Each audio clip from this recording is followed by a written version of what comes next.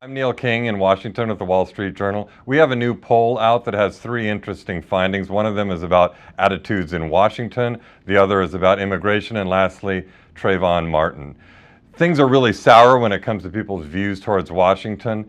A large majority of people, about 57%, if given a chance, would get rid of everybody in Congress and start all over.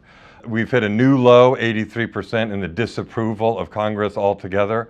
On immigration, the interesting finding there is that 44% of people say that if the immigration bill falls apart, they will blame Republicans for that.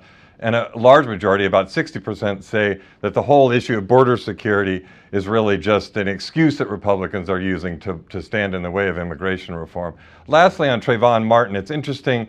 Things have really moved on racial attitudes in the United States after Barack Obama's election.